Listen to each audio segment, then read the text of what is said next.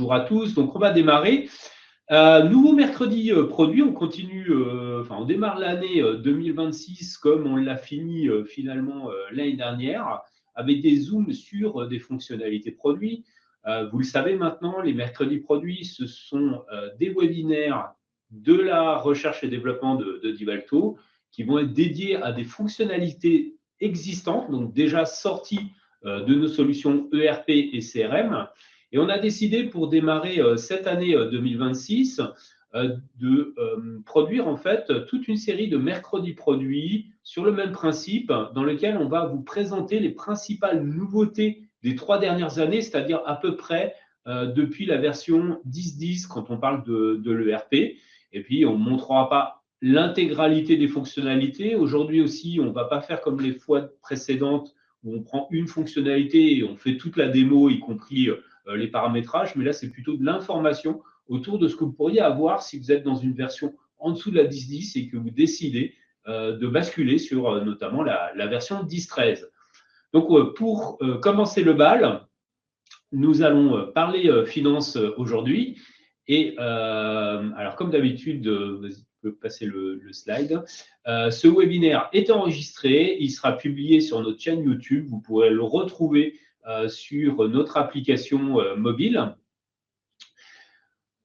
Cette application mobile qui s'appelle mydivalto.info. Donc, vous recherchez sur l'App Store ou sur Google Play le mot-clé Divalto, vous tomberez dessus. Et là, il y a un agenda avec tous les webinaires qu'on réalise ainsi que tous les replays. Autre élément dont je dois vous informer, c'est que nous avons un gros événement en mars 2026 qui va se passer à Strasbourg, à côté de notre siège.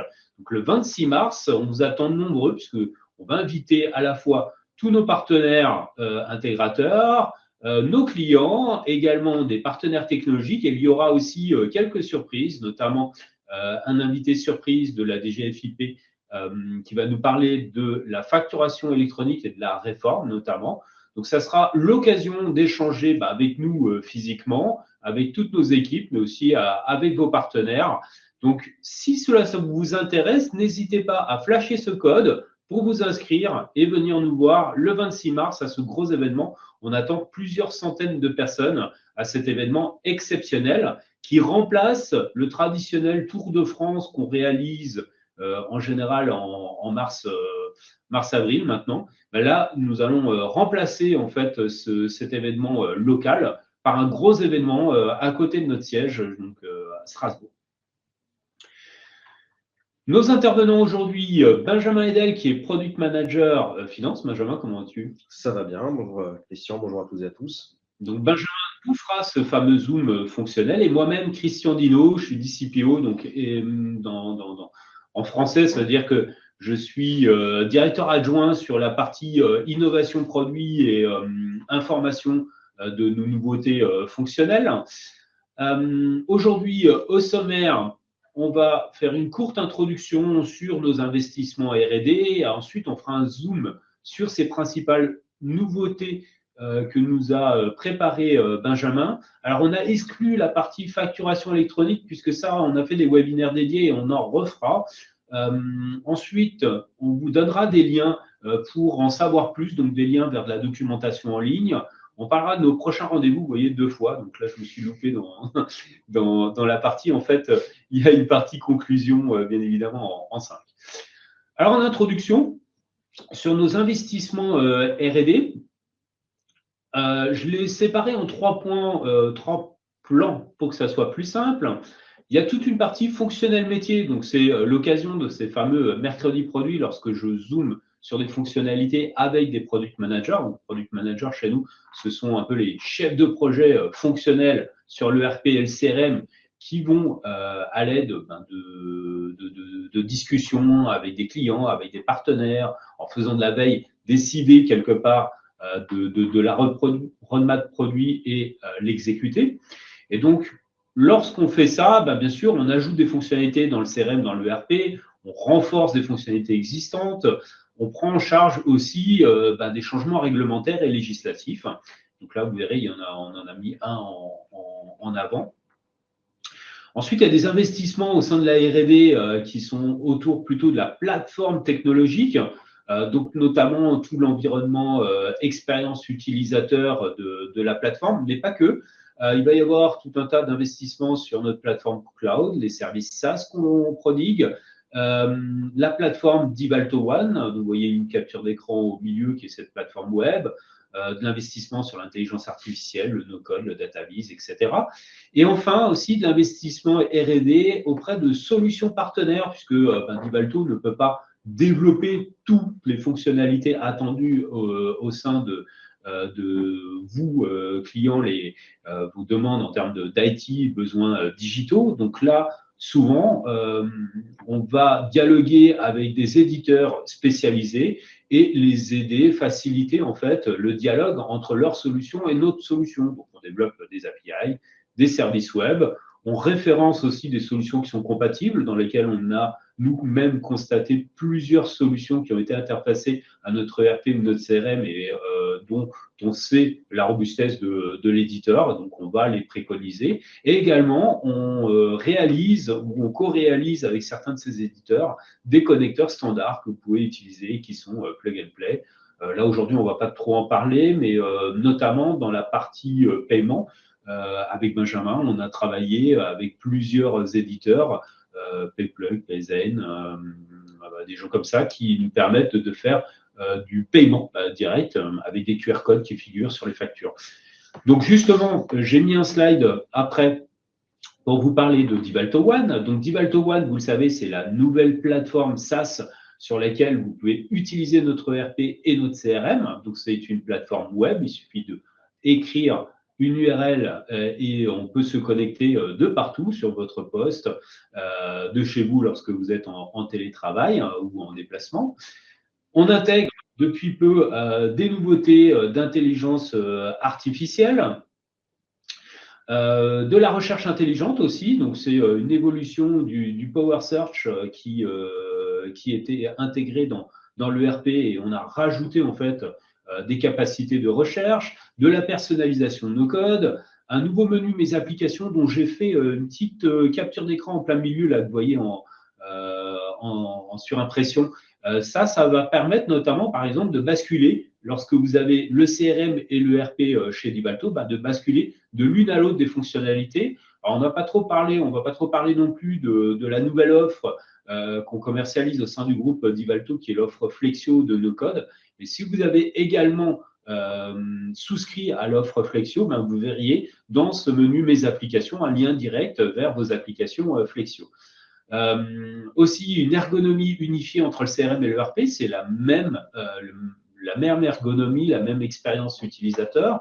Ce qu'on appelle l'UX Dual Mode, c'est un mode d'utilisation soit simple lorsqu'on a juste de la consultation à faire, soit très avancé lorsqu'on veut faire des modifications de masse, par exemple. Donc, ce qu'on appelait le Dual Mode au niveau de l'ERP, il y a deux modes d'ergonomie pour utiliser pas mal d'écrans.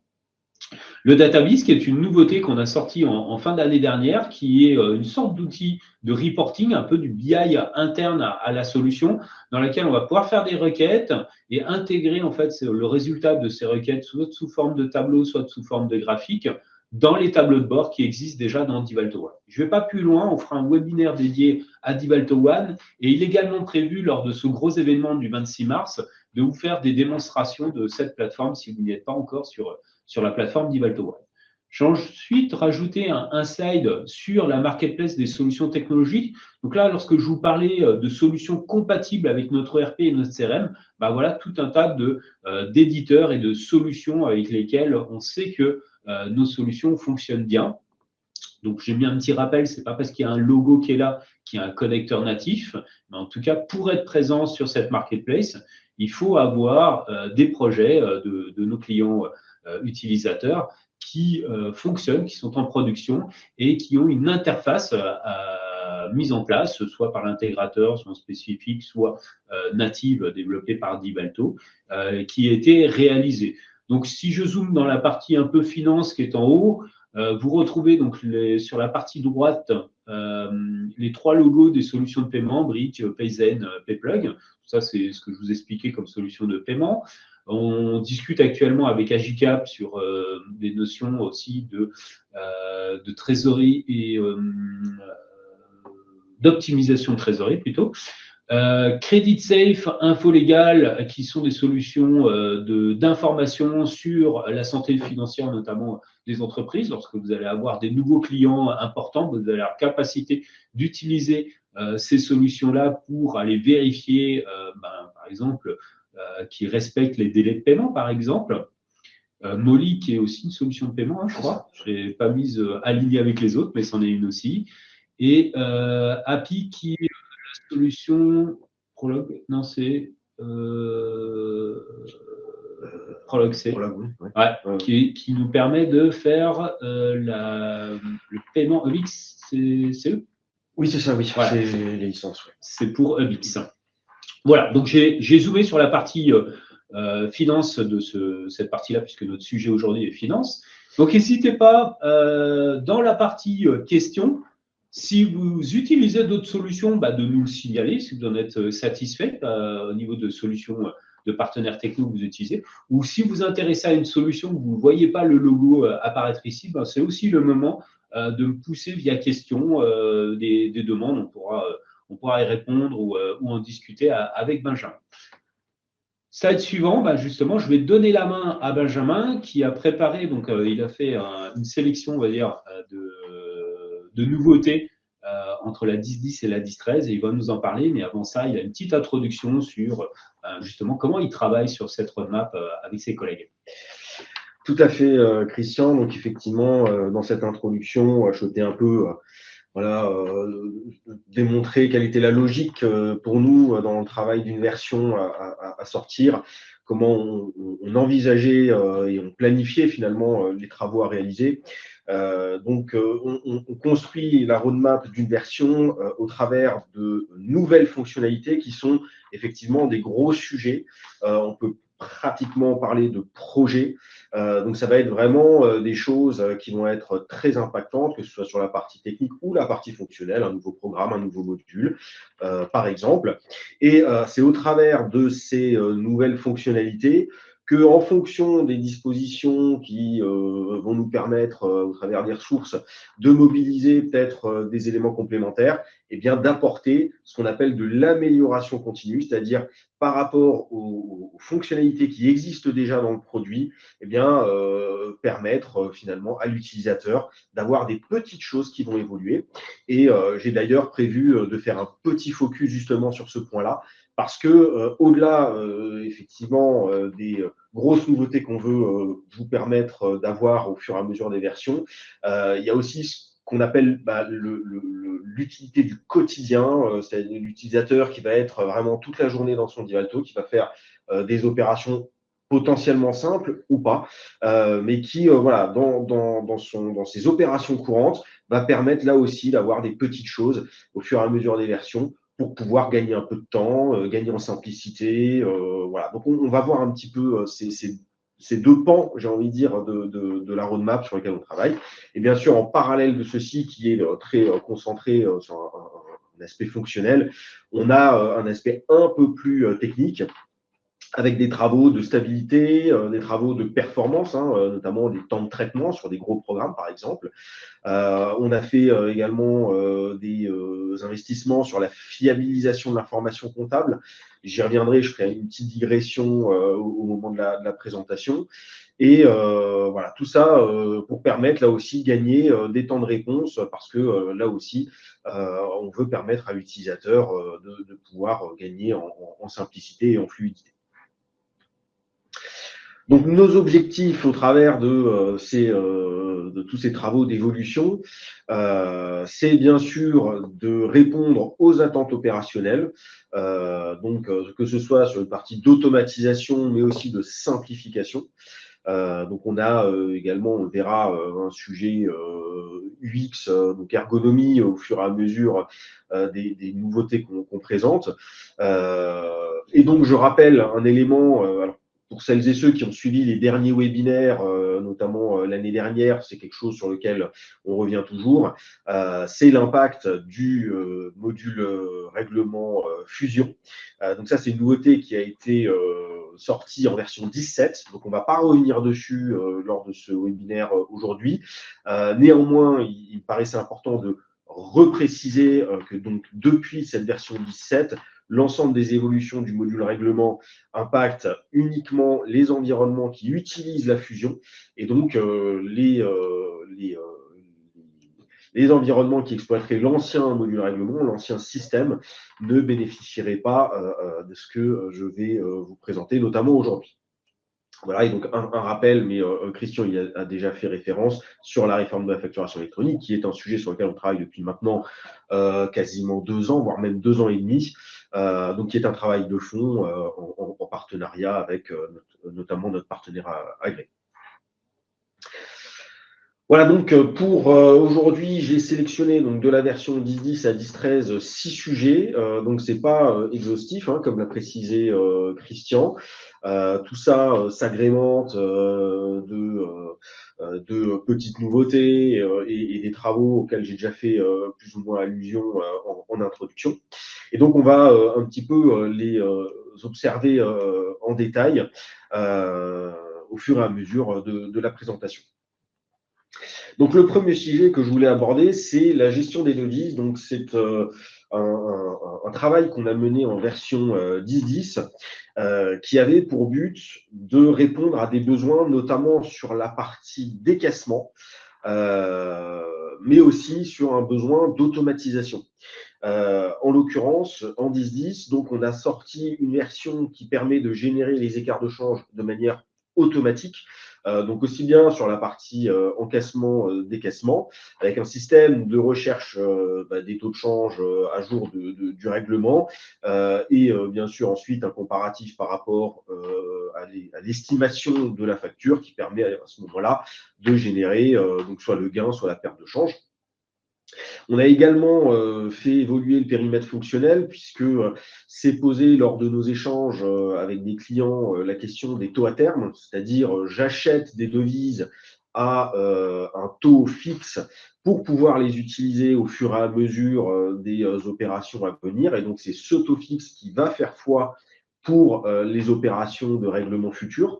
Donc, la possibilité de forcer finalement le taux de change et non pas d'aller récupérer le taux du jour, par exemple. Et puis aussi, un deuxième aspect, la gestion des comptes bancaires en devise. Donc ça, c'est aussi quelque chose qui nous a été remonté, la possibilité, par exemple, d'avoir donc un compte en devise, de régler avec celui-ci, mais de pouvoir derrière éviter justement cette notion d'écart de change pour que, en fin de clôture, c'est généralement ce qui nous a été exprimé, en fin d'exercice, pardon, à la clôture, retracer l'ensemble des opérations et appliquer un taux de change par rapport à un écart de change, pardon, par rapport à un taux moyen annuel. Voilà, donc j'ai fait une brève capture de ce qui recentre un petit peu tout ça. Donc là, on est sur un programme de règlement. Alors, ça a cet avantage ici d'être finalement assez transparent pour l'utilisateur. Vous voyez, c'est pas finalement un nouveau programme, un nouveau module. Il n'y a pas de besoin réel de formation à proprement parler. Bien sûr, voilà, il faut que vous ayez une démonstration qui vous permette d'appréhender l'ensemble des subtilités de ces fonctionnalités-là. Mais voilà, ça reste un programme de règlement classique. Donc là, on est côté décaissement. J'ai fait un petit focus premièrement sur la devise de règlement, parce que ça, c'est également quelque chose qui n'était pas possible jusqu'à présent dans Divalto, de pouvoir payer une facture fournisseur dans une devise différente de celle de la facture. On a rajouté, donc, comme je le précisais, une option pour gérer ces fameux taux de change à terme, donc dans le cadre de cet achat de devises. Et puis derrière, la mécanique qui permet au système de retrouver donc l'estimation de la pièce au moment de sa génération, l'estimation du règlement par rapport au taux de change du jour, et donc d'aller calculer derrière la perte ou le gain de change en fonction de la situation, bien sûr, de chaque pièce et de chaque devise. Voilà, je ne sais pas s'il y a des questions. Alors, n'hésitez pas à poser des questions sur cette partie devise échange. C'est aussi l'occasion d'éventuellement, si vous voulu utiliser de pousser des suggestions d'amélioration. Alors, rien à voir, il y a eu une question avant, mais je ne sais pas si tu sais y répondre. Tu as évoqué nouveau module règlement. Oui. Et là, l'utilisateur dit qu'il fonctionne très bien, mais par contre, il n'arrive pas à retirer dans le menu l'ancien module. Ça te dit quelque chose? Alors, oui, normalement, ça dépend de l'install. Ça dépend de l'install. On a une solution pour faire entre guillemets, sauter, masquer en tout cas l'ancien module. Mais en fonction de l'installation, je crois qu'il y a une subtilité à faire chez nous. Je crois que si l'utilisateur est dans le SaaS, je crois que notre équipe côté SaaS a une intervention à réaliser éventuellement. Donc, ça va dépendre de l'environnement, du type d'environnement sur lequel se trouve l'utilisateur. OK. Voilà, je crois qu'il y a une question qui est arrivée. Alors, pourriez-vous nous montrer où est-ce qu'on peut retrouver la fonction du taux moyen mensuel? Alors, je ne suis pas sûr de comprendre. Est-ce que c'est lié? On parle de la table des taux de change? Salma, ça, vous pourriez préciser en fait votre demande? Oui, je vais discuter avec elle et on va voir. Alors, sur certaines fonctionnalités, là, on n'a pas prévu de zoomer dessus pour faire des démos. Il y a un des sujets que Benjamin a prévu à faire un démo, mais s'il nous reste du temps, parce que là, on a prévu un peu plus de temps, 1h30, on reviendra en arrière éventuellement pour vous montrer des choses dans la solution, même si on ne les a pas préparées. Je vais dialoguer avec vous là, pour préciser en fait la demande. Vas-y, continue. Très bien. Donc, une fois qu'effectivement on a passé la 10-10, donc c'est chronologique, hein, les sujets que je vous présente là. La 10-10, c'est vraiment concentré sur cette mécanique des devises parce qu'elle a été très complexe. On a notamment des cas de figure avec derrière des avoirs, des acomptes, les reprises de paiements compensatoires et ainsi de suite. Donc, ça a été un sujet majeur de la 10-10. On va passer donc à une nouveauté 10-11 qui donc a trait aux immobilisations. Et donc là, on s'est concentré sur cette version-là, sur, on va dire, la vie des immobilisations, notamment leur naissance, si j'ose dire, hein, donc leur entrée dans l'actif et leur sortie, hein, je ne vais pas dire leur mort, hein, mais voilà, leur sortie d'actifs, avec les deux sujets principaux, hein, la cession et la mise au rebut. Alors, dans cette thématique des immobilisations, comme je le disais, on a traité finalement la première partie qui a été la plus importante. Hein, c'était justement comment accompagner la création de biens dans Divalto, puisque jusqu'à présent, tout se faisait manuellement, c'est-à-dire que se faisait la saisie de la facture d'achat, par exemple, hein, en commerce et logistique, et derrière, donc la saisie manuelle du bien côté immobilisation avec une certaine redondance d'informations. Alors, ce qu'on propose à partir de la version 10.11, c'est la possibilité de créer automatiquement l'immobilisation à partir de l'intégration en comptabilité de la facture. Alors, il y a toute une mécanique parce que là aussi, hein, c'est en échangeant avec un certain nombre d'utilisateurs que s'est posé des complexités, de savoir est-ce qu'on crée un bien par produit, est-ce qu'on peut faire des regroupements, hein, si par exemple dans ma facture j'ai un lot qui pourrait constituer une seule immobilisation, comment la traiter. Donc tout ça peut se réaliser, il y a des paramétrages hein, qui permettent de répondre aux différents besoins. C'est aussi poser la question de l'organisation interne, puisque, comme nous l'ont fait remarquer certains utilisateurs, la personne qui va saisir la facture n'est pas forcément quelqu'un qui est en maîtrise de la comptabilité et peut-être encore moins des immobilisations. Donc, est-ce que finalement les données saisies seront pertinentes par rapport à la fiche IMO? Donc là aussi, on a créé un système de validation, c'est-à-dire que lorsque la facture est créée et donc qu'on l'intègre en comptabilité, ça va générer une immobilisation en attente. Et donc, on a un widget qui permettrait éventuellement à un référent immobilisation ou au DAF, par exemple, qui souhaiterait, voilà, avant finalement de rentrer l'immobilisation dans le module, qui pourrait simplement checker les opérations, éventuellement les modifier s'il le souhaite, pour ensuite la valider et, j'ai envie de dire, avaliser le fait que ce bien prenne effet au niveau du module IMO et donc derrière la génération des amortissements et tout ce qui peut s'en suivre. Voilà, donc ça va répondre effectivement à certains cas de complexité, à certains cas de variété organisationnelle pour pouvoir justement automatiser cette création de biens. Également, si d'aventure l'utilisateur ou le client ne souhaite pas générer depuis la création de facture finalement cette immobilisation, on peut aussi le faire depuis la saisie d'écriture avec là aussi donc un enrichissement de toutes les données qui vont être reprises. Tout ça, là encore, pour éviter la redondance de saisie d'informations au niveau des différents acteurs si jamais on est sur des profils qui sont variés. Voilà, donc ça c'est effectivement l'aspect un peu, j'ai envie de dire, naissance du bien au niveau de l'actif. Et puis on a toute la partie sortie. Hein, donc comme je l'évoquais précédemment, c'est essentiellement la mise au rebut et les cessions sur lesquelles eh bien, on a enrichi le produit pour pouvoir générer automatiquement les écritures comptables. Hein, et donc, j'entends ici les différentes écritures comptables. Donc, on va avoir l'écriture par exemple, reprise du dérogatoire. On va avoir l'écriture de sortie d'actifs. Hein, donc, anciennement, le 675, je crois que dans le nouveau plan comptable, c'est 657. Et donc, dans le cas de la mise au rebut, l'amortissement exceptionnel qui serait resté si le bien était arrivé à son terme, à sa date de sortie prévue.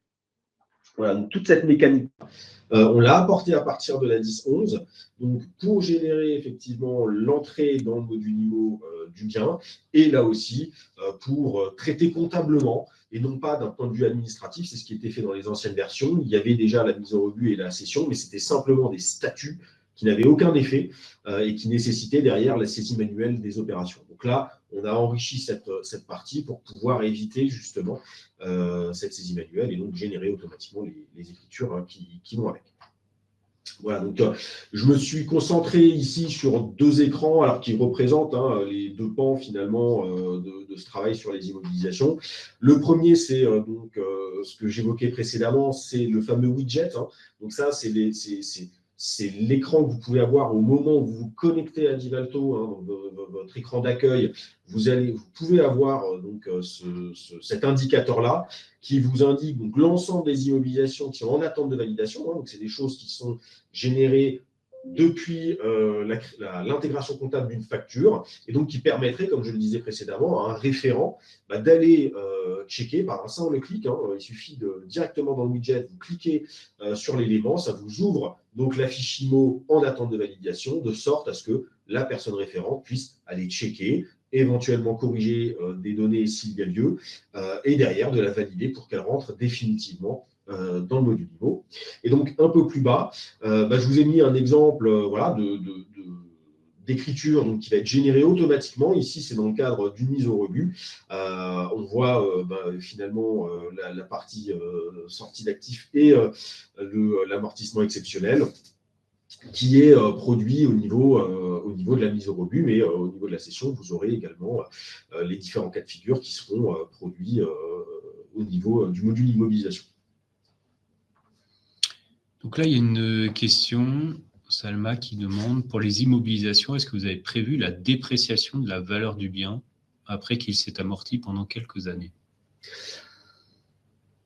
Pour l'instant, ce n'est pas encore dans nos plans. Je n'ai pas reçu pour l'instant de demande à ce sujet-là, mais ça peut s'étudier. Il faut que je vois sur la dépréciation, parce que justement, dans la réforme, dans la modernisation des états financiers, il y a un gros pan sur la partie dépréciation. Il faut que je vois si sur 2025, c'est encore d'actualité. Mais c'est intéressant, je pourrais étudier la question et éventuellement pour en discuter. Ouais. Alors justement, à ce sujet-là, sachez qu'on va bientôt nous pousser une base de données à nos partenaires pour les demandes de suggestions. Donc aujourd'hui, les suggestions d'amélioration, elles nous sont poussées par les tickets qui nous sont remontés de demandes d'informations. Ça, c'est quelque chose aussi qu'on va travailler pour les suggestions d'amélioration et suivre ces demandes. Je vais revenir en arrière parce que sinon on sera trop loin, mais sur la partie devise, en fait, j'ai une précision de la demande de tout à l'heure. Alors, je suis désolé, ma caméra elle clignote. Moi, mon PC il est en train de rendre l'âme sur la caméra. J'ai changé de caméra, j'en ai mis une externe, mais elle aussi clignote. Donc, la question c'était est-ce qu'on remonte un cours de devise externe quelque part ou est-ce que ça se situe finalement, parce qu'on a un paramétrage à faire. Voilà, c'était ça la question. Alors, effectivement, je ne sais plus si c'est en 10.5 ou en 10.6, on a mis en place une solution qui permet de récupérer automatiquement les taux de change journaliers. Je n'ai plus la solution avec laquelle on avait travaillé, il faudrait que je regarde plus en détail, mais on a cette solution qui permet effectivement de brancher, je n'ai plus le partenaire techno avec lequel on avait travaillé, éventuellement, si on peut rapidement. Je vais juste vérifier dans la doc, taux de change, si ça répond quelque chose. Mise à jour des taux de change, 10.6. Voilà, mise à jour des taux de change, si vous regardez dans la documentation en 10.6. Exchange rates. Exchange rates, la solution. Je vais vous mettre juste le lien vers la doc de cette page. Non, pourquoi c'est. Alors attendez, ça, vous n'allez pas avoir le lien, il ne va pas marcher. Parce qu'il est dans la doc de la version 10.14 qui n'est pas encore sortie. Je vais vous faire un petit lien, je vais vous l'envoyer, comme ça vous aurez les informations sur cette partie-là. Hop.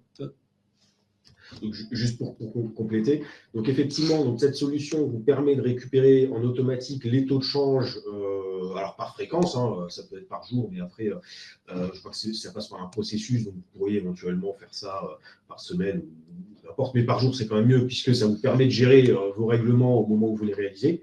Et donc en fonction de ce qui est remonté dans la table des taux de change, au niveau du module règlement, c'est la date d'opération, donc c'est la date du règlement qui va faire foi, et c'est là où le système va aller chercher dans la table des taux de change la présence d'un taux de change à cette date-là, pour pouvoir ensuite justement estimer donc, le règlement à cette date et faire la comparaison avec l'estimation de la facture et produire l'écart de change. Je vous partage ça, donc fonctionnalité qui est disponible depuis la 10.6, donc vous pouvez aller rechercher ces infos-là dans notre doc, hein, bien évidemment, c'est doc.divalto.com. Hop, promouvoir. Normalement, vous allez avoir une notif avec le lien. Je regarde juste vite fait parce que je crois que j'avais une autre question toujours sur le taux de change.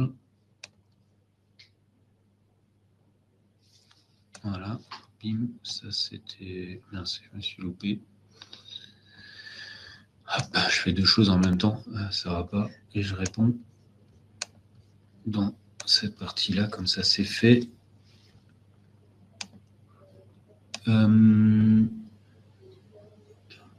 Voilà. Divalto peut-il passer de façon automatique les gains latents de change en fin d'exercice? Ça, effectivement, pour l'instant, c'est pas opérationnel. On nous l'a remonté justement quand on a on nous a remonté ce cas des changes de fin d'exercice, mais c'est pas encore opérationnel. C'est en tout cas dans le backlog. Donc, quand on dit le backlog, chez nous, c'est cette fameuse... alors, c'est même mieux que ça. C'est-à-dire qu'en fait, il y a l'étape de suggestion, donc à un moment donné où vous exprimez sur des évolutions, que ce soit ergonomique ou fonctionnel, vous partagez l'info avec votre partenaire et lui nous la remonte sous forme de ticket, ce qui alimente en fait une base de données de suggestion. Et en général, quand on va sélectionner, enfin nous, quand on va travailler sur un sujet, on va regarder s'il y a des suggestions qui sont dans le périmètre concerné et en sélectionner quelques-unes et les basculer dans un backlog. Le backlog, c'est quelque part une source de sujets qu'on peut embarquer dans des développements de la roadmap. Donc, souvent, c'est des éléments qui vont être soit dans la roadmap de l'année en cours, soit dans l'année, souvent de l'année suivante. Mais déjà, ça a passé un premier filtre parce qu'il y a eu beaucoup de demandes autour de ça, ou qu'on a décidé que, dans notre jargon, c'est un quick win, c'est-à-dire c'est un investissement R&D assez faible pour un gain utilisateur fort. Et donc, on essaye de passer ces développements, même si ce n'étaient pas les sujets initiaux que nous avions choisis. Pour la création, alors attends, je vais juste finir sur la partie, je pense que j'ai répondu aux questions qui étaient liées à... Ah non, il y en a encore. Si une facture en dollars dans Divalto, mais compta géré en euros, la saisie des règlements doit se faire en dollars. Il faut sélectionner la devise dollar car la compta est gérée en euros. Je ne sais pas si c'était une question ou une affirmation. Alors, si la facture en dollars dans Divalto, mais compta généré en euros, bah, ça veut dire qu'au moment où on va intégrer la facture en comptabilité, elle va forcément avoir une devise qui sera le dollar et elle va avoir une devise dans une devise du dossier qui sera forcément l'euro pour valoriser au niveau des différents documents comptables la pièce dans la devise comptable. Donc, on va avoir la pièce qui sera saisie dans une devise, mais au niveau de l'écriture, on aura la devise saisie plus la devise comptable. Et quand on va faire le règlement, ça va être la même mécanique. C'est-à-dire que le règlement, on aura le choix quand on va procéder au paiement si c'est dans le cas d'un fournisseur, soit de payer dans la devise du fournisseur, c'est-à-dire donc en dollars. Et à ce moment-là, de la même manière, il va revaloriser justement le montant du règlement par rapport à la date de paiement, ce qui va permettre de générer l'écart de change. OK. Ensuite, on revient à l'immobilisation, qui était le slide suivant. On va faire comme ça, on traitera toutes les questions à la fin du slide, parce que si on les traite à la fin des 6, ça peut se mélanger. Oui. Mais, pour la création d'immobilisation, en automatique, pouvons gérer l'incrément dans le paramétrage. Alors, attends, hop, tu vois la question ? Oui. Elle est un peu technique. Pour la création d'immobilisation en automatique, nous pouvons gérer l'incrément dans le paramétrage. Par contre, il prend quel numéro, le plus grand ou le dernier ? Nous pouvons gérer l'incrément. L'incrément, c'est le numéro de référence, c'est ça ? Parce qu'il y a deux possibilités. C'est-à-dire qu'effectivement, dans une facture, vous allez avoir un certain nombre de pièces, donc éventuellement vous achetez 10 pièces et à l'intérieur vous avez des numéros de référence. On a une option qui permet de dire je vais créer une IMO par référence. Donc je sais pas, j'achète 10 PC, je peux créer 10 IMO.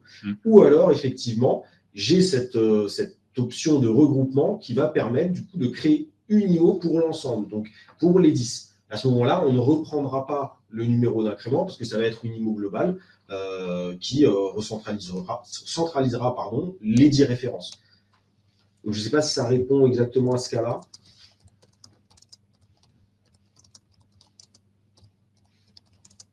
Voilà. OK. Je crois que je n'ai pas d'autres questions sur l'IMO. Donc, on va basculer. On va laisser Thierry me répondre. Alors, des Thierry, il y en a plusieurs sur le passé. Je vous le dis, là, dans l'outil question, il est un peu mal fait parce qu'il y a juste les prénoms noms et j'ai plus les noms des sociétés. Donc, il faut que je rebascule dans la partie participants pour savoir la société et un peu savoir quelle solution vous avez ou en quelle version vous êtes. OK, Thierry répond qu'il va tester. Très bien. Donc, sujet numéro 3. Alors, sujet numéro 3, c'est l'intercompagnie. Alors, c'est un terme qu'on utilise surtout chez nous, côté R&D, mais que vous allez retrouver dans la documentation. C'est pour ça que j'ai tenu à le remettre ici, mais plus précisément dans un langage, on va dire, un peu plus métier. On parle en fait des flux intersociétés. Donc, entre deux filiales, par exemple d'un groupe. Donc, on a fait en 10.11 une évolution pour gérer les règlements intersociétés. Donc, je rappelle un petit peu l'historique. Si jamais vous voulez, sur cette partie-là, retrouver vraiment le détail, parce qu'on a fait un webinaire dédié le 29 octobre 2025, qui est disponible sur la chaîne YouTube, avec vraiment une démonstration fonctionnelle de cette évolution. Donc, si le sujet vous intéresse, je vous invite à aller retrouver cet enregistrement. Mais donc, pour en revenir plus précisément au sujet, il existait depuis, je crois, la version 10.5, côté commerce et logistique, donc côté gestion de la facture, par exemple, la possibilité, lorsque deux sociétés se facturaient des choses, eh bien, celui qui faisait la facture client, il y avait une mécanique qui permettait de générer automatiquement la facture fournisseur. C'est ça. Et là, côté règlement, en fait, on avait malheureusement un petit retard, c'est-à-dire qu'on n'avait pas cette mécanique de miroir. En l'espèce, la société qui enregistrait le décaissement ne générait pas forcément l'encaissement de l'autre côté. Tout se faisait de manière manuelle. Donc là aussi, plutôt chronophage, redondance d'informations.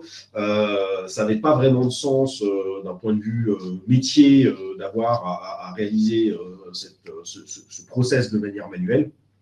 Donc, dans la version 10.11, dans l'éventualité où effectivement vous seriez concerné par ces flux intersociétés avec donc, de la facturation interne et par conséquent des règlements internes, il sera possible donc de générer automatiquement le règlement miroir, c'est-à-dire que c'est le décaissement de la société X vers Y qui va automatiquement générer l'encaissement de la société Y depuis X. Voilà, donc ça évite cette double saisie, donc ça permet de sécuriser là aussi, parce que on a les oublis, on a les risques d'erreur qui sont doublés par cette nouveauté.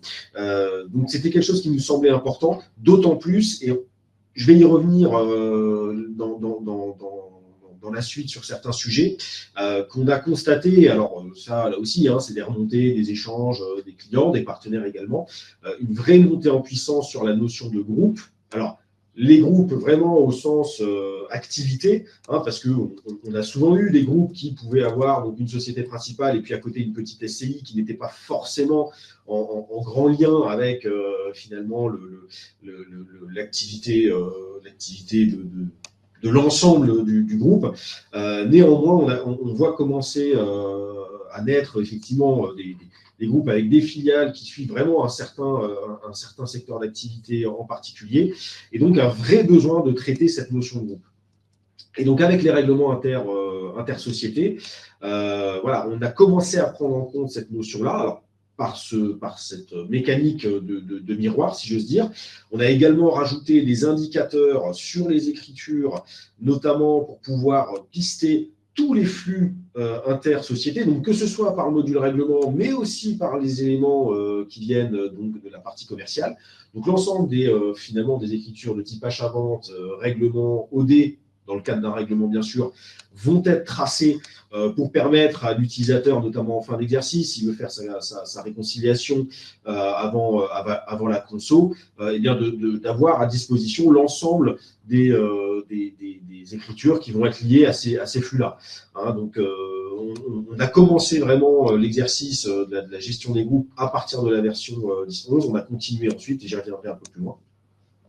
Mais voilà, cette partie règlement intersociété, si vous voulez vraiment en savoir plus d'un point de vue très opérationnel, vous y retrouverez donc la démonstration dans le webinaire du 29 octobre 2025 sur la chaîne YouTube. Donc j'ai rappelé ici alors l'écran principal, parce que là il y a une mécanique qui est en place pour gérer ces flux-là. Alors de la même manière, c'est du paramétrage en termes de traitement, c'est-à-dire que quand on va réaliser les règlements et donc pareil pour la génération d'écriture et ainsi de suite, c'est finalement très transparent pour l'utilisateur. Il n'y a pas forcément de notion particulière à renseigner au moment où on va régler ce type de facture. En revanche, on a créé un écran centralisateur qu'on a appelé la trace des règlements intercompagnies, qui va permettre finalement dans cette espèce de cockpit de pouvoir avoir les éléments de la transaction d'origine, c'est-à-dire depuis le dossier payeur et également de la transaction de destination, donc le dossier receveur, pour pouvoir justement vérifier si les opérations ont bien été réalisées et bien sûr qu'on retrouve les mêmes données entre la partie décaissement et la partie encaissement. Donc voilà, c'est finalement un écran de pilotage de tous ces flux intercompagnies en termes de transactions de règlement réalisées.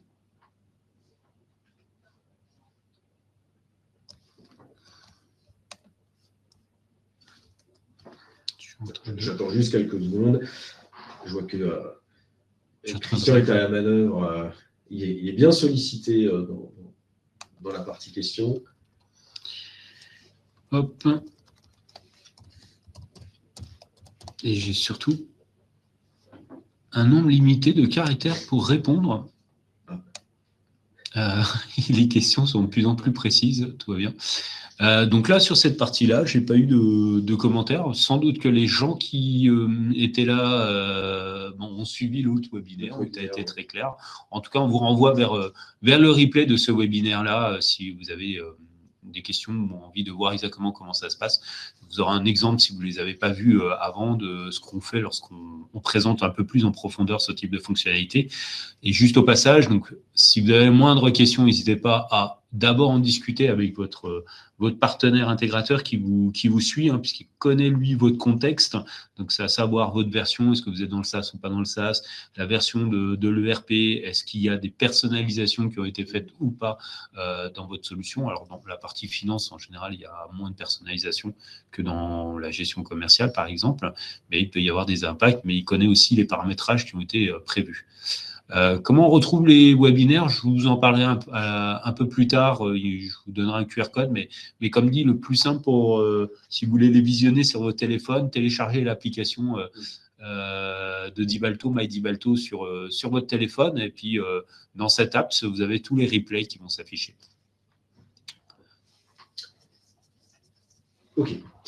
Très bien. Donc, on a évoqué les grosses évolutions de la distance, donc, qui, je rappelle, était très centrée sur la partie immobilisation et donc sur cette partie règlement intersociété. On passe maintenant à la 10-12. Et donc là, j'ai voulu évoquer un sujet qui me paraissait extrêmement important, alors qu'il va être un peu cross-version, et je vais m'en expliquer. C'est donc la norme ISO 20022 qui va rendre obligatoire donc la gestion des adresses structurées dans les virements internationaux et les virements de trésorerie. Donc ça, c'est pas une évolution, on va dire, réglementaire, mais c'est une évolution technique au niveau des banques qui, à partir du 1er janvier 2027, obligera donc la mise en place de cette évolution-là. Donc, pour aller plus en détail, comme je précisais, donc c'est un nouveau format qui va être rendu obligatoire. Donc, à partir de l'année prochaine, donc il reste encore toute cette année. Donc c'est vraiment la deadline ultime, si j'ai envie de dire. Il sera techniquement plus possible de réaliser donc des virements internationaux ou des virements de trésorerie en dehors de ce format-là. Et donc, j'insiste sur cette partie parce qu'on a déjà des banques qui ont commencé, donc ils ont alloti un peu le projet, qui ont commencé à mettre en place cette norme, mais de façon, on va dire, légère, en demandant des informations minimalistes, par exemple. Mais voilà, c'est quelque chose qui risque de se mettre en place au fur et à mesure. Par contre, 1er janvier 2027, toutes les banques devront s'y plier. Donc, ça me paraissait très important de le préciser là, parce que finalement, on a encore un an de délai pour réaliser ce type d'opération. C'est quelque chose qu'on a réalisé en 10-12, mais du fait de finalement cette obligation technique, on l'a redescendu jusqu'en 17. C'est pour cette raison-là que vous voyez sur le petit panneau à droite, prise en charge partielle 17+. Donc, on a mis en place une solution à partir de la 17 qui est une solution allégée. Et à partir de la 10-12, on a une solution qui permet d'aller un peu plus loin, notamment de gérer différentes adresses de règlement sur un tiers donc, qui se trouverait à l'international et qui ferait donc l'objet de virements internationaux. Donc, dans l'éventualité où vous seriez dans une version inférieure à la 17 et que vous réalisez des virements internationaux, par exemple, je pense qu'il est vraiment très important d'envisager une montée en version pour pouvoir répondre à cette exigence-là, parce qu'à partir du 1er janvier 2027, vous risquez d'être bloqué par rapport à cette évolution-là. Donc, c'était un élément qui me semblait très important à évoquer pour éviter malheureusement d'avoir une mauvaise surprise à compter de l'année prochaine dans l'éventualité où on serait sur une version antérieure à cette fonction-là. Donc, c'est quelque chose, alors là aussi, c'est extrêmement simple. Donc, ça nécessite effectivement d'avoir des adresses sur vos tiers. Alors, dans l'absolu, normalement, ce devrait être le cas. Comme je disais, on a une version un peu plus enrichie à partir de la 10.12 qui va vous permettre vraiment de gérer plusieurs adresses sur votre tiers, des adresses de règlement, si j'ose dire. Mais à partir de la 17, vous avez quelque chose qui est déjà en place pour automatiser finalement la construction de cette adresse. Je vous ai mis un exemple ici, hein, et on le voit très clairement. Donc, côté utilisation, là aussi, c'est finalement très transparent pour l'utilisateur. Il n'y a pas de contraintes supplémentaires. Lorsque vous allez réaliser, donc, par exemple, un type de règlement à l'international, le système va contrôler si il existe une adresse ISO sur votre tiers. Et donc, cette adresse ISO, au moment où on va générer le règlement, alors, quand on nous dit générer le règlement, ça peut être soit par la génération du fichier bancaire qu'on va aller déposer sur une plateforme de votre banque, soit par la transmission dématérialisée via EDIX. Hein, donc ça marche de la même façon, ça prend, quel que soit le type de transmission bancaire que vous avez, ça prend les deux solutions. Et donc, la complexité, ça a été finalement cette construction de l'adresse structurée. C'est pour ça que j'ai insisté là-dessus, parce que ce n'est pas tant le fait d'avoir un nouveau format qui était complexe, c'était d'avoir cette notion d'adresse structurée. Et donc, vous voyez qu'on a une structuration qui est extrêmement précise, qu'on n'avait pas jusqu'alors dans le produit. Et donc, il nous a fallu construire une solution qui permette finalement d'identifier les différentes valeurs à intégrer dans cette transmission bancaire pour pouvoir répondre à cette norme-là. Hein, donc là, encore une fois, vous voyez que c'est quelque chose qui n'est pas forcément très simple à mettre en œuvre d'un point de vue technique. Voilà, on a redescendu jusqu'en 17. Et donc, à partir de la version 10.12, vous avez quelque chose de plus complet. Donc, encore une fois, pour éventuellement gérer différentes adresses de règlement sur un même tiers, dans l'éventualité où il a des filiales à l'étranger, ce genre de choses, par exemple. Alors, je vous ai envoyé un lien vers la documentation pour ceux qui ont posé des questions sur cette partie-là, mais intéressez-vous au sujet si vous n'en avez pas encore parlé avec votre partenaire intégrateur. Dans la fameuse page, il y a justement la distinction entre le mode complet de la 10.12 et ce mode fractionné à partir de la 10.7. Et je vois qu'il y a aussi, alors je découvre en même temps que vous, cette partie-là, je ne suis pas un spécialiste de la partie finance, mais il y a quelques cas particuliers. Donc, si vous bossez avec la Chine, les USA, la Russie, le Mexique et les Émirats arabes unis, il y a aussi une petite particularité à voir dans le paramétrage. Et vous avez toute la description. Je crois qu'on va poser quelques questions, comment se formater ces adresses-là, quels étaient les champs concernés, etc. Tout est décrit dans la fameuse doc en question.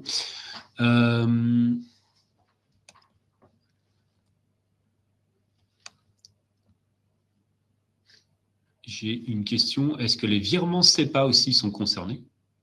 Alors, pour l'instant, les virements SEPA ne sont pas concernés pour la date du 1er janvier 2027. Alors, j'entends les virements SEPA, effectivement, Europe en l'occurrence, mais des derniers éléments sur lesquels je me suis, parce que justement, en préparant le webinaire, j'ai refait une passe dessus, c'est en discussion et il y a peu de doute sur le fait que ce sera mis en place. Mais a priori, ce n'est pas sur le même planning. Ce ne sera pas à compter du 1er janvier 2027. Donc, c'est quelque chose qu'on va suivre justement cette année pour voir effectivement la deadline qui sera fixée pour les virements SEPA, de sorte à ce que là aussi, on puisse répondre présent le moment venu pour permettre à l'ensemble des utilisateurs d'avoir à disposition le respect de cette norme et donc de ne pas être bloqué dans leur règlement. Mais c'est quelque chose qu'on va suivre au niveau du planning.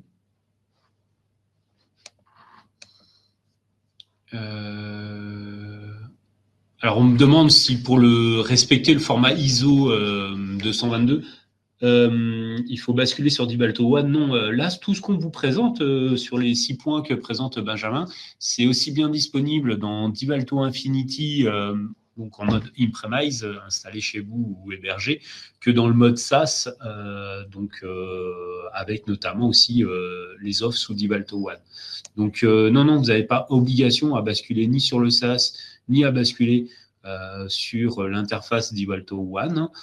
Par contre, le SaaS, c'est un facilitateur, c'est-à-dire qu'en général, nous, on déploie beaucoup plus rapidement en fait, ces mises à jour sur le SaaS, et c'est également souvent beaucoup plus simple à déployer, puisque notamment vous n'avez pas à vous soucier de la mise à jour de la partie technologique de la plateforme, donc ce qu'on appelle le Divalto Harmony, puisque ça, nous, on le met à jour sur la plateforme SaaS pour tous les clients. Vous avez juste à basculer avec votre intégrateur sur la dernière version. Si je peux juste rebondir, parce que la question me fait penser à un élément que je n'ai pas précisé, et pourtant il est très important. C'est vrai qu'en introduction, j'ai évoqué donc, le fameux module Fusion, en précisant que les évolutions de la partie règlement ne concernaient que la partie Fusion. Ça, c'est effectivement le cas, sauf pour ce sujet-là. Sur la partie ISO 20022, si vous êtes dans un environnement qui n'est pas fusionné, donc vous utilisez encore l'ancien module règlement, vous aurez cette fonctionnalité à disposition, parce que là, on est vraiment sur un caractère obligatoire. C'est un enjeu qui est vraiment très important au niveau technique et puis évidemment au niveau de votre trésorerie. Donc ça, on l'a mis en place aussi bien pour les environnements fusionnés que ceux qui ne le sont pas. Donc, c'est la petite, j'ai envie de dire, la petite subtilité de ce sujet. Sinon, tout ce qu'on a vu jusqu'à présent, c'est vraiment spécifique au nouveau module règlement, que ce soit les règlements intercompagnies, que ce soit la gestion des devises. Voilà, il y a uniquement ce sujet-là qui a été finalement redescendu sur l'ensemble du périmètre, donc fusionné ou non. Ok, je suis en train d'également chercher je vais essayer de le retrouver, le replay du webinaire Intercompagnie dont on a parlé. A priori, on ne le retrouve pas directement sur le lien que j'ai donné, donc je vais regarder pour l'y mettre. Je regarde. En V12, règlement new, c'est opérationnel. Donc là, je ne sais pas si c'était… C'est par rapport à la ISO 20022 ouais. Oui, bien sûr. Alors ça, il y a du paramétrage, bien évidemment, mais ça, je crois que si tu as transmis la page, il y a tous les paramètres dedans. Ouais. Voilà, il faut juste paramétrer au niveau des… Sans rentrer forcément dans le détail, au niveau des bordereaux, il faut changer le type de transmission au niveau du bordereau. On a créé des nouvelles entrées, virements internationaux ISO 20022, qui vont produire ce type de fichier ou la transmission EVIX en conséquence, comme je le disais précédemment. Et est-ce qu'il y a un utilitaire pour vérifier justement, est-ce que c'est à jour partout ? Non, on n'a pas d'utilitaire qui permet de vérifier si c'est à jour partout. Alors après, ça va dépendre aussi de plusieurs éléments, si on est en fractionné ou pas, et d'autant plus que si on peut proposer plusieurs adresses sur un même tiers, il faudra effectivement vérifier chacune d'entre elles. Donc pour l'instant, on n'a pas d'utilitaire qui permet de faire cette vérification-là, même si on a un projet en cours sur justement les identifications des références tiers par rapport notamment aux IBAN, s'assurer qu'on est sur le contrôle d'IBAN par rapport aux tiers. Ok. Donc, sujet suivant. Voilà, alors le sujet suivant, c'est une petite parenthèse que j'ai voulu faire. Alors, c'est un élément, donc là on attaque, j'ai envie de dire, la version 10.12, un élément qu'on a intitulé les bordereaux dynamiques. C'est quelque chose finalement qui ressort de l'amélioration continue, donc je l'évoquais en introduction. Alors pourquoi j'ai voulu faire un focus là-dessus? Parce que pour moi c'était important, comme je le précise ici dans cette diapo, on est sur des éléments d'utilisation courante. Donc ça, c'est vraiment pour l'utilisateur qui est toute la journée dans le produit, qui fait des opérations, qui fait des enchaînements, qui fait des process complets, des flux complets au niveau de sa finance. On a mis en place un ensemble de petites améliorations qui finalement, voilà, dans son quotidien, vont quand même lui permettre de faciliter les choses. Donc, je vais vous montrer l'exemple. Alors, pour les bordereaux dynamiques, donc là, j'actualise, effectivement, il m'a déconnecté le temps de la présentation. Alors, les bordereaux dynamiques, c'est quelque chose de très simple. C'est en fait la possibilité, donc à partir de la version 10.12, de générer automatiquement les bordereaux de règlement. Et alors, j'entends tous les bordereaux, hein. Ça peut être les bordereaux tiers, les bordereaux banques, hein, quel que soit c'est fonction de votre paramétrage, hein, et donc de ce que vous souhaitez au niveau du produit. Donc, c'est pas là aussi, hein, un nouveau module, un nouveau programme, ou ainsi de suite. C'est quelque chose qui va être assez transparent pour l'utilisateur. Ceci étant, ça va quand même lui faciliter la tâche dans le sens où il va gagner du temps, mais aussi ça va rendre sa mission beaucoup plus fluide. Donc, je vais vous montrer un exemple, hein. Je vais faire un règlement de manière très simple. Voilà, je vais faire un décaissement. On va aller au plus basique. Donc, l'idée ici, c'est que, en fait, c'est ce qu'on a constaté, hein, avec les utilisateurs, en les accompagnant. Quand on fait un règlement, alors, je passe outre le paramétrage, est-ce que vous faites une première étape de préparation et puis une étape d'émission, et puis voilà. Le fait est, c'est que lorsque vous avez envoyé un règlement à votre banque, donc quand vous avez fait la phase d'émission ou de réception, hein, ça vaut aussi pour la partie encaissement, eh bien, généralement, vous allez générer dans la foulée le bordereau. Donc, soit c'est un bordereau papier parce que vous voulez en garder trace quelque part dans un classeur, soit c'est la génération d'un PDF que vous allez enregistrer sur un poste, ça peut être la génération d'un fichier que vous allez déposer sur une interface bancaire, et ça peut être la transmission EBIX. Mais quoi qu'il arrive, dans 90% des cas, vous allez générer ce bordereau-là au moment où vous allez faire l'opération d'émission ou de réception vis-à-vis de la banque. Et donc, finalement, cette mécanique, on s'est aperçu qu'elle était un petit peu, là aussi, chronophage et assez lourde, parce qu'elle obligeait l'utilisateur qui, dans un flux quasiment systématique, à finalement fermer ses programmes, retourner dans le menu, aller ouvrir un nouveau programme, donc la génération des bordereaux, faire la validation pour pouvoir finalement réaliser son process final. Et donc, ça a fait un jeu de va-et-vient qui n'était pas forcément utile, pour ne pas dire en fait, il était totalement inutile. Et donc, on a voulu voilà, lui apporter cette facilité-là en lui proposant, au moment où il va faire ce type de transaction, hein, donc, par exemple, là, je prends cette facture. Je fais un cas très simple, hein, c'est juste pour vous montrer la mécanique. Donc là, je veux payer cette facture à mon fournisseur. Je vais passer tout de suite à, par exemple, 1 € virement de type CEPA, ou même, attendez, je vais essayer même un virement de type international, ça permettra aussi de montrer justement l'ISO 20022. Hein. Je lui indique que je vais payer avec la banque BNP. Ici, je lui mets le type de flux international que j'ai paramétré, donc je valide. Et donc, au moment où je valide, donc là, je suis vraiment dans la phase d'émission, vous voyez que tout s'enchaîne. La génération d'écriture, donc ça, c'était quelque chose qui était déjà en place, évidemment, et de longue date par rapport au module règlement, si vous êtes en comptabilisation immédiate. Mais aussi, vous le voyez, il a généré automatiquement les bordereaux qui allaient avec. C'est-à-dire que là, j'ai le bordereau bancaire, hein, donc on le voit bien, hein, je suis donc sur un bordereau fichier type XML, format ISO 20022, c'est indiqué ici. Après, bon, là, c'est du technique pur, mais je m'arrête ici sur la fameuse adresse donc, qui est structurée selon les attentes donc, qui seront en place à partir du 1er janvier 2027. Donc, vous voyez que c'est quelque chose qui est évidemment déjà en place. Donc, il va générer automatiquement mon bordereau de banque. Il va générer également mon bordereau tiers que là, j'ai mis en type impression et que je pourrais donc soit imprimer, soit sauvegarder. Voilà. Ça, c'est du paramétrage de base. Mais vous voyez qu'ici, on s'évite donc un enchaînement et une navigation trop lourde. On veut donner vraiment à l'utilisateur quelque chose qui va lui permettre d'être plus rapide, d'être plus efficace et donc de se passer de certaines opérations qui n'ont absolument aucune valeur ajoutée. Voilà. Et donc après, vous pouvez enchaîner. Alors, c'est quelque chose qui là aussi est assez flexible. C'est une option que vous pouvez activer de manière générale. C'est quelque chose que vous pouvez mettre par défaut, c'est-à-dire qu'éventuellement un jour, si vous ne le souhaitez pas, vous pouvez choisir de ne pas générer automatiquement ce bordereau pour pouvoir éventuellement regrouper plusieurs opérations ensemble. Voilà, il y a une vraie flexibilité en fonction de votre organisation, en fonction du besoin à l'instant T, pour pouvoir finalement s'éviter cette mécanique d'aller-retour. Donc ça, voilà, c'est vraiment le sujet bordereau dynamique, mais je profite, et c'est pour ça que j'ai voulu faire un focus là-dessus. Je voulais aussi vous montrer d'autres petits éléments. Hein. Vous allez voir, c'est pas forcément...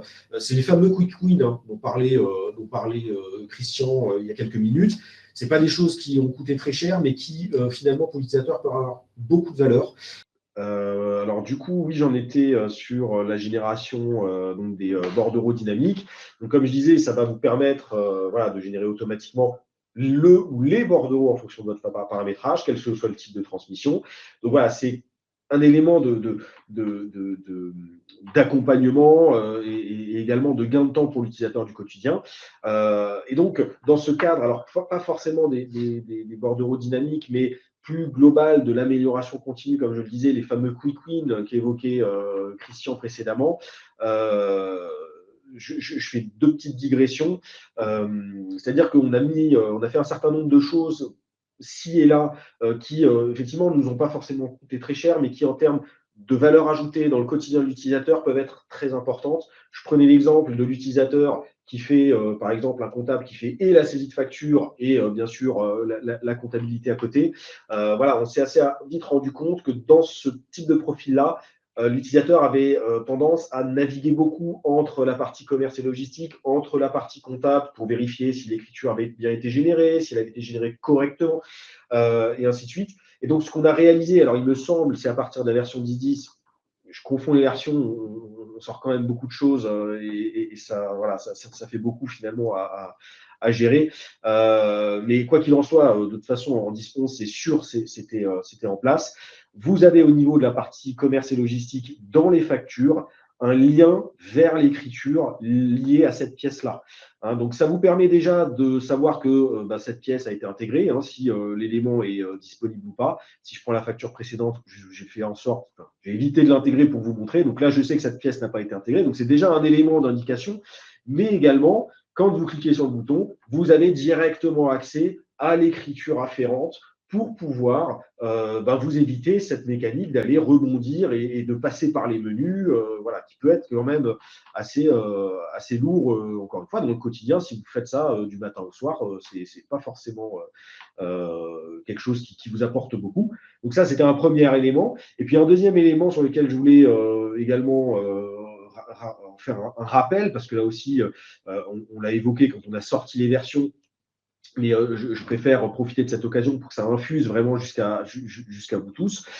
C'est l'accès aux ventilations. Hein. Donc, dans les écritures, vous avez des ventilations, ventilation d'échéance, ventilation analytique, ventilation de TVA. Bien sûr, en fonction des objets que vous exploitez dans le produit. Hein. Si vous n'exploitez pas d'analytique, vous n'aurez pas ces éléments-là, à titre d'exemple.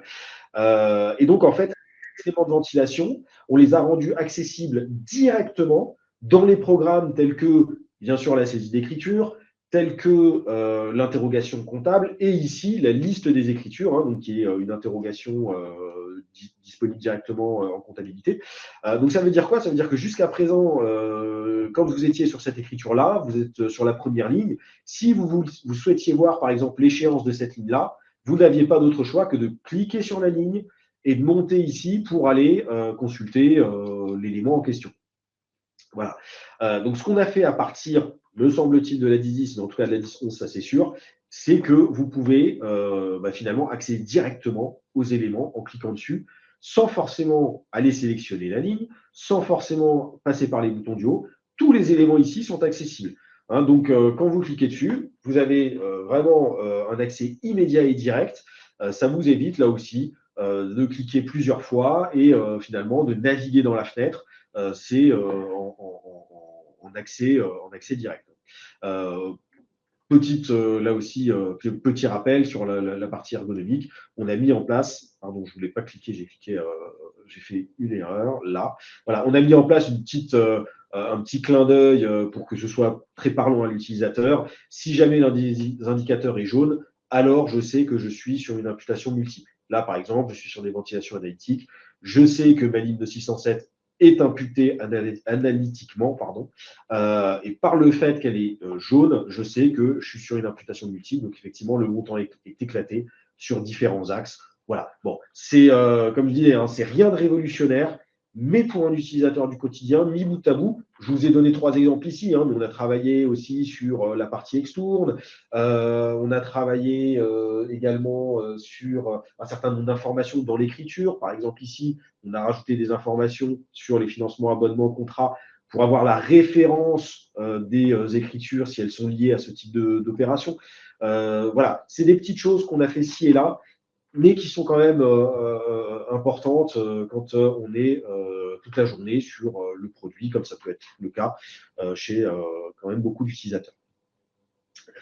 Voilà, donc j'ai mis tout ça dans finalement la thématique des bordereaux dynamiques, mais vous voyez que ça va un peu plus loin que finalement ce seul sujet. Mais je tenais quand même à faire ce. Alors attends, juste deux petites questions. Attends, petit tu es focus. aussi dans ton outil. Est-ce qu'il y a des paramétrages à quel endroit on active cette partie liée au bordereau dynamique? Alors, les bordereaux dynamiques s'activent au niveau des zooms, du zoom des bordereaux. Vous allez voir ici, je vais vous le montrer. Ça, c'est vraiment très rapide, donc je me permets de le montrer. Voilà. Quand vous allez sur le zoom des bordereaux, vous avez ici donc une option confection automatique à la fin d'une transaction. Et alors, c'est une option qui, en fait, active la fonctionnalité par défaut. C'est-à-dire que si elle est cochée quand vous allez réaliser une opération qui nécessite, alors je dis n'importe quoi, je vais prendre par exemple virement international. Voilà. Si par exemple je réalise un virement international et que donc j'y ai paramétré le bordereau tel qu'il est présenté ici, en cochant cette option-là, quand je vais faire une transaction de ce type, par défaut, il va me le confectionner automatiquement. Mais comme je le disais, je peux très bien, à titre exceptionnel, pour une opération X ou Y raison, ne pas vouloir le générer. Et donc, dans les programmes de décaissement et d'encaissement, je pourrais décocher cette option-là de manière vraiment limitée sur une opération. Donc, si jamais vous ne la cochez pas, inversement, c'est la même mécanique, ça veut dire que par défaut, le bordereau ne se générera pas automatiquement, mais vous pourrez quand même, dans le programme directement, choisir de le confectionner automatiquement. Je reviens justement sur le support pour montrer ici comment ça se passe. Vous voyez, là, on est sur les programmes donc, de saisie d'encaissement, de remise en banque. Ça vaut aussi bien pour la partie encaissement que décaissement. Et donc, vous avez ici, en fonction du paramétrage qu'on vient de voir, la coche qui sera activée par défaut ou non, mais l'utilisateur aura occasionnellement, s'il le souhaite, la possibilité de décocher ou de cocher, ça dépend comment on prend le verre à moitié vide ou à moitié plein, pour pouvoir justement générer le ou les bordereaux de la transaction qu'il va réaliser. Alors, je vous ai mis un lien vers la documentation des bordereaux. Par contre, je vais faire un petit exercice au passage. Tu as nommé ça bordereau dynamique, mais je crois que dans la doc, ne cherchez pas le mot bordereau dynamique, ça existe ou pas. Ah, c'est d'accord. C'est peut-être ta façon d'en parler. Oui. Mais en tout cas, nos collègues à l'académie qui co-réalisent la documentation avec nous, j'ai bien retrouvé la fonctionnalité qui était la génération automatique. La confection automatique, c'est pas une génération automatique, mais la confection automatique à la fin de la transaction. Donc là, le petit lien que je vous ai donné explique ça. Par contre, bordereau dynamique, on fera je crois qu'il n'y a pas de. Ouais, non, c'est possible. Il n'y a pas de. Ce terme-là est en tout cas pas explicité sous cette forme. Ok.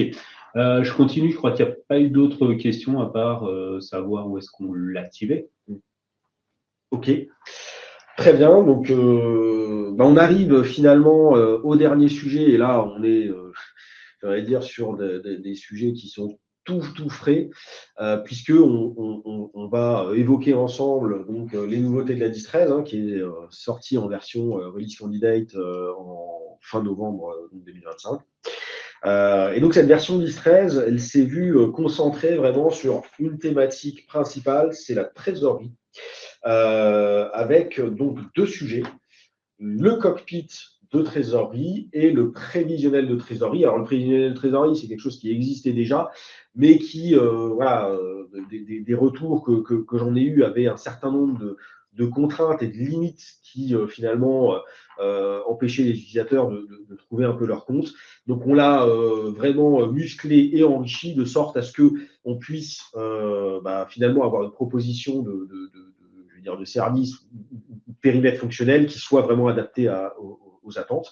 Alors, vous le voyez juste en dessous, j'ai voulu insister sur deux sujets. Le premier sujet, c'est la gestion multisociété, c'est-à-dire que donc la trésorerie, donc que ce soit le cockpit ou le prévisionnel que je vais évoquer dans quelques secondes, vont être donc des programmes qui, alors bien sûr, permettront d'avoir une vision mono-société, donc mono-dossier, si on se cale au vocabulaire d'Ivalto, mais aussi qui vont permettre d'avoir une vue multisociété pour faire des agrégats, notamment, et là j'en reviens au sujet que j'ai évoqué précédemment avec les règlements intersociétés, la prise en compte des problématiques de groupe qui, effectivement, dans le cas où plusieurs filiales travailleraient dans un même secteur d'activité, auraient une certaine cohérence, eh bien de fournir une vision de la trésorerie, donc une vision du cash qui serait cumulative entre ces différentes filiales, qui serait donc sélectionnable. Et puis un deuxième sujet sur des simulations, donc la possibilité de rajouter des opérations manuelles, donc qui n'existeraient pas encore dans le produit, pour pouvoir alors, soit faire des scénarios, de type scénario de financement, si je fais un emprunt, si je fais de l'autofinancement, si je fais du mix et ainsi de suite. Réaliser éventuellement rajouter des opérations dont on sait qu'elles sont en cours, mais qu'elles ne sont pas encore en place dans le produit. Je dis n'importe quoi, une subvention qui nous a été accordée, mais qui n'est pas encore, reçue au niveau du compte, pouvoir éventuellement l'anticiper et voir quels en seraient les impacts demain sur la gestion du cash, et ainsi de suite. Donc, pour ceci, je vais détailler un peu plus. Alors, même si, encore une fois, on est sur quelque chose de très, très frais, donc forcément, ce n'est pas connu de tout le monde, j'imagine. Donc, on a deux thématiques. On a la thématique du cockpit de trésorerie, donc, qui est un nouveau programme. Ce programme, il a pour but d'avoir une vision agrégée et globale de votre situation bancaire réelle. C'est-à-dire que c'est un programme qui est basé sur les extraits bancaires. Donc, on vient récupérer vraiment le réalisé de vos banques. Alors, bien sûr, à condition qu'elles aient une transmission bancaire et qu'on ait récupéré les données. Sinon, on est vite limité en termes de data. Mais donc, c'est un programme qui récupère l'ensemble des éléments des extraits bancaires réceptionnés et donc qui vous permet d'avoir une vision globale et donc là aussi, comme je l'ai précisé il y a quelques secondes, la possibilité d'avoir une vision multisociété pour avoir finalement une vue transverse entre les dossiers par rapport aux opérations qui auraient été conclues récemment ou pas. On est sur les 2 derniers exercices, me semble-t-il, au niveau de l'historique, là aussi, pour voir un petit peu quelles sont les évolutions au niveau du cash qui ont été constatées. J'insiste beaucoup, on est vraiment sur quelque chose qui est de l'ordre de la data réceptionnée des banques pour pouvoir avoir cette vision un peu plus globale. Et c'est un programme qui va vivre dans les versions à venir, puisque voilà, on a plusieurs objectifs vis-à-vis de cette évolution. Et ça, il y aura des évolutions futures sur ce périmètre-là. Et puis, comme je le disais précédemment, le prévisionnel de trésorerie, qui était donc un outil déjà existant depuis un certain nombre d'années et de versions. Donc, on a choisi d'enrichir avec donc cette vision multisociété, avec la possibilité donc de faire des simulations, donc de forcer des opérations qui ne seraient pas encore dans le système, soit parce qu'on est en attente d'une validation, soit parce que, encore une fois, on veut faire du scénario. Mais on a aussi rajouté d'autres éléments, la prise en compte, par exemple, des dates dans le détail des pièces en commerce et logistique. C'était une vraie problématique qui était remontée sur le fait qu'on prenait la date de la pièce dans son ensemble et non pas forcément le détail de chaque article dans l'éventualité où sur une même pièce, par exemple sur une même commande, je vais avoir plusieurs articles. Certains vont arriver là tout de suite, d'autres vont arriver le mois prochain, d'autres encore vont arriver peut-être dans 3-4 mois. C'est la réalité du terrain qui va faire foi à ce moment-là. Donc jusqu'à présent, effectivement, on prenait une seule date qui était vraiment la date globale de la pièce. Donc, ça ne permettait pas forcément d'avoir cette vision très fine de ce prévisionnel. Et donc, à partir de cette version 10.13, on va rechercher vraiment le détail de chaque date au niveau des mouvements de la pièce commerce et logistique. On a donc, comme je le disais, cette vision multibanque, multisociété. On a travaillé aussi sur l'ergonomie, justement là aussi, pour donner un peu de fraîcheur d'une part, mais aussi pour, comment dirais-je, avoir une cohérence ergonomique entre les programmes. Donc, je vous ai mis ici la représentation un petit peu de ces deux solutions qui donc, sont sorties en version 10.13. Vous avez à gauche donc, le cockpit de trésorerie, voilà, qui est une représentation, encore une fois, des éléments d'extrait bancaire réceptionnés. La possibilité, alors c'est un peu petit, je m'en excuse, mais vous avez effectivement des filtres ici, donc la vue pour avoir une vue agrégée multi-dossier, multibanque, donc là aussi pour faire des agrégats, pour faire des estimations graphiques qui vous permettent d'avoir des tendances globales, bien sûr, sur les performances financières, plutôt les performances de trésorerie passées. Et puis, vous avez le calcul de trésorerie. Alors là, je vous ai mis le programme de calcul pour montrer un petit peu l'enrichissement fonctionnel qu'on a délivré, mais en termes de résultats, l'affichage qui sera rendu après le calcul réalisé sera vraiment très similaire, quasi identique à ce que vous avez sur le cockpit de trésorerie. Donc pareil, avec un rappel des éléments de données interrogés, une partie graphique et un détail des opérations en dessous. Donc, on retrouve dans ce calcul du nouveau prévisionnel la possibilité de prendre le multi-dossier. Vous avez donc le multibanque qui va vous permettre là aussi de faire une combinaison de une ou plusieurs banques. Sur le dossier, c'est de la même mécanique. On n'est pas sur une plage de dossiers. C'est vous qui allez définir la combinaison de dossiers que vous souhaitez éventuellement agréger dans votre prévisionnel. Vous avez une nouvelle mécanique de gestion des périodes qui va être beaucoup plus large, mais également qui va permettre beaucoup plus de combinaison d'interrogation. Et puis, bien sûr, comme je l'ai évoqué, la partie simulation qui vous permet de rajouter des opérations manuellement, donc non encore présentes dans le produit. Voilà pour cette partie trésorerie. Juste deux remarques. La prise en compte des dates des lignes de commande est un grand pas. Oui. Voilà, tu confirmes. Ah oui. Et une question, est-ce que l'export de la trésorerie se base sur les dates d'échéance calculées en fonction des modes de règlement de la pièce? Oui. Alors, tout à fait.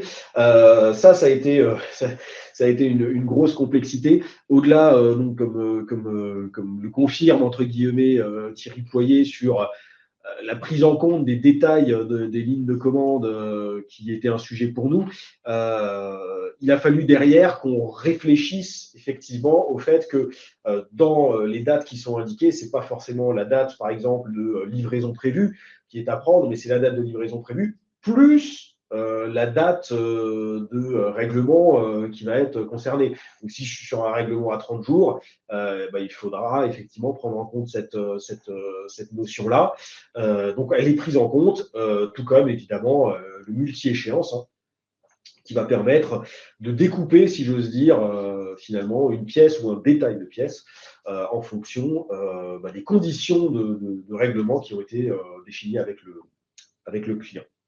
Alors, une précision, donc c'est 30 jours plus délai de la commande, non? C'est les conditions du règlement plutôt que vous regardez. En fait, si effectivement, dans les conditions de règlement, on a mis à 30 jours ou 30 jours fin de mois, par exemple, effectivement, ce sera 30 jours plus. Alors, délai de la commande, on est plus sur la partie livraison. C'est-à-dire que dans la commande, au niveau des pièces, on peut. Alors, le système calcule automatiquement, effectivement, un délai de livraison par défaut. On a la possibilité de forcer avec un délai de livraison accordé et un délai de livraison retardé, je crois. Il y a 3 notions. Et donc, en fonction justement de ces 3 notions, on vient prendre la notion la plus élevée et ensuite, on rajoute les conditions de paiement, donc éventuellement 30 jours si on est sur un mode de règlement à 30 jours. Et éventuellement, si on est sur du 30 jours fin de mois, on prendra la fin de mois au-delà des 30 jours. Voilà, on prend vraiment cette mécanique de respect des conditions de règlement. Je profite, je lance la petite recherche pour voir la doc afférente au calcul de prévisionnel si on a fait mis dedans. Alors, je crois qu'ils ont tout mis dans la trésorerie, il me semble. Trésorerie. Je crois qu'il n'y a pas de page dédiée. Ouais, je serai dans la gestion de la trésorerie éventuellement. Alors, tu vois, tu as plein de trucs distress, présentation du calcul. Alors, vous voyez pas dans les écrans, mais on est en train de regarder juste la doc. Présentation du calcul de prévisionnel 10-13. Je vais copier-coller ce lien. Et vous aurez un petit bout de doc là-dessus. Et donc, il y a justement un exemple de… Il y a beaucoup de choses. Ouais, il y a énormément de choses. Je vous remets le lien comme tout à l'heure, comme ça vous aurez l'info. Et il fallait que je revienne sur une question de tout à l'heure. Calcul prévisionnel, je note. Le trésor. Hop, je vous pousse le lien. Voilà, donc là vous avez le lien pour justement cette doc dont on vient de vous parler. Et dans les questions,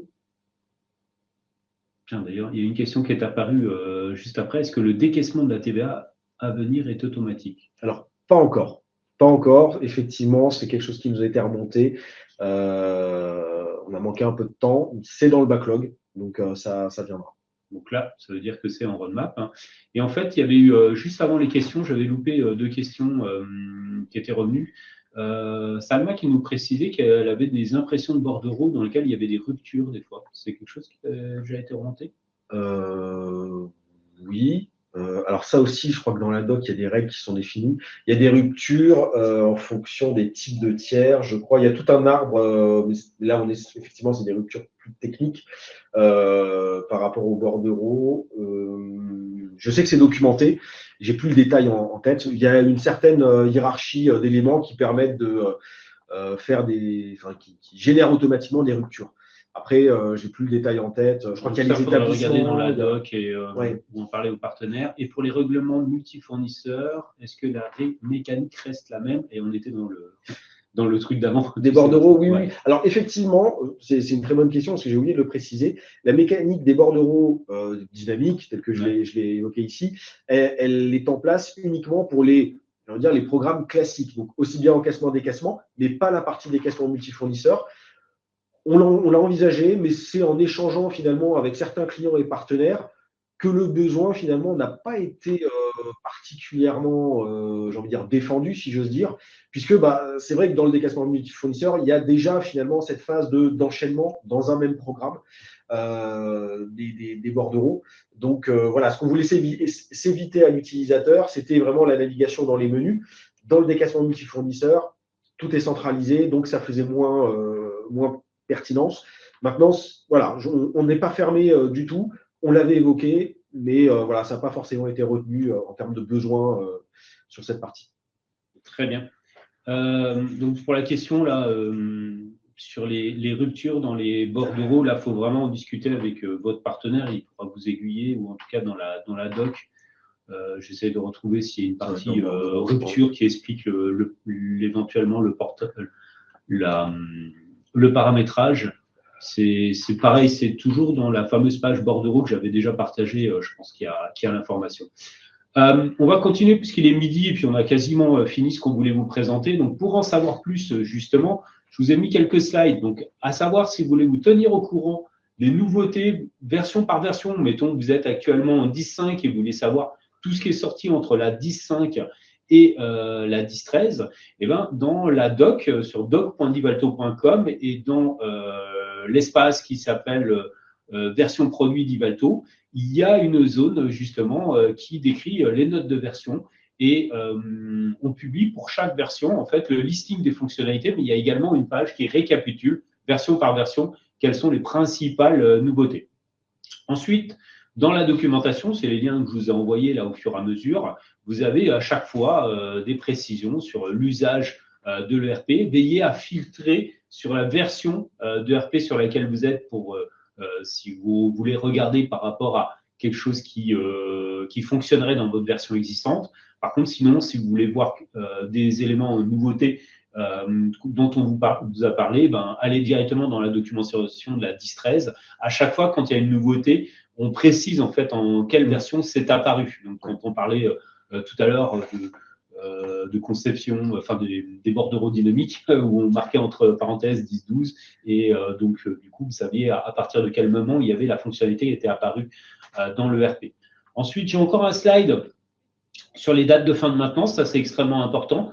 Ça, vous le savez, il y a un tableau qui liste à partir de quand la version est sortie et quel est l'état de la maintenance en cours et à quelle date, quelle échéance la version ne sera plus maintenue. Alors, je parle ça notamment par rapport à l'ISO dont on a parlé tout à l'heure pour le 1er janvier 2027, vous l'avez vu, on l'a mis dans la version 17 qui est valide, on va dire, qui est encore sous maintenance jusqu'à fin d'année, cette fin d'année 2026. Donc la 17, à partir de 2027, ne sera plus sous maintenance. Donc nous, vous pouvez basculer dans le dernier service pack de la 17 en cours d'année, mais il n'y en aura plus en 2027. Donc là, c'est important, si vous êtes dans une version 17 ou inférieure, à essayer de basculer sur une version plus récente pour profiter justement de tout ce qui est lié à la réglementation. Enfin, je crois que j'ai mis un dernier slide qui est nouveau, c'est le guide des fonctionnalités. Donc là, toujours dans la même page, mais plutôt sur le début du menu, vous allez avoir une entrée guide des fonctionnalités. Et là, on a regroupé par bouquet fonctionnel, finance, etc., les principales fonctionnalités que vous avez à disposition dans la distress, justement. Donc, je vous ai mis un QR code. Et là, vous pouvez lister, en fait, finalement, les fonctionnalités qui existent, parce que des fois, il y a des fonctionnalités qui sont déjà dans votre version, mais qui sont désactivées. En quel cas, vous pouvez les découvrir qu'elles existent et les activer. Ou alors, elles sont présentes dans une version qui est sortie par après. Et là, vous avez le listing vraiment littéral de l'ensemble des fonctionnalités disponibles dans l'ensemble des modules de l'ERP. Et je le rappelle, cette rubrique-là est valable que vous soyez on-premise, donc installé chez vous ou hébergé, ainsi que en SaaS, bien évidemment. Ensuite, on va finaliser sur les prochains rendez-vous. Donc là, il y a toute une session de mercredi produit. Le prochain, c'est l'industrie. Ça sera le 4 février. Ça sera le même format et ça sera avec Grégory qui nous présentera entre la 10-10 et la 10-13 quelles sont les principales nouveautés. On fera la même chose sur le négoce, sur la partie service terrain, sur le CRM et il y aura aussi un sujet CRM sur l'interconnexion avec Microsoft 365. Également, les replays, je vous en ai parlé tout à l'heure, ils sont présents sur YouTube ou sur l'application mobile. Donc, je vérifierai le fameux webinaire dont on m'a parlé tout à l'heure qui n'est pas dispo. Et je finis comme j'ai commencé en vous invitant à aller flasher ce QR code pour venir à notre fameux événement du 26 mars. Donc, événement ouvert à tous nos utilisateurs, que ce soit du CRM ou de l'ERP ou des deux. Venez échanger avec nous, échanger concernant ces fonctionnalités, concernant la R&D, concernant les autres services. Vous pouvez même aller discuter avec notre président, notre directeur général si vous en avez envie. Et je vous le répète, ça remplace en fait, ça améliore le Tour de France qu'on réalise d'habitude. Donc, vous n'attendez pas à ce qu'on vienne dans les coins où on allait habituellement. On faisait 5-6 villes chaque année. Là, à la place, il y a ce gros événement qu'on prévoit le 26 mars. Il me reste à remercier Benjamin pour sa préparation et sa présentation des nouveautés. Je pense que d'ici demain ou après-demain, ce replay sera disponible. Donc, n'hésitez pas à le partager avec vos collègues qui n'ont pas pu y assister et qui y trouveraient de l'intérêt. À remplir également, il va y avoir un formulaire de satisfaction qui va apparaître juste à la fin du webinaire et je crois que je vous ai envoyé également par mail. Et c'est là-dedans que vous pouvez éventuellement nous suggérer des nouveaux sujets à Benjamin, parce qu'on est en train de réfléchir pour le second semestre, qu'est-ce qu'on fera comme Zoom sur la partie finance. Donc, c'est le moment de vous exprimer et puis de nous dire que vous aimez bien ce format-là avec nous. Et bon appétit à tout le monde. Merci Benjamin. Avec plaisir. Bon appétit à tous. Et à très bientôt. À bientôt.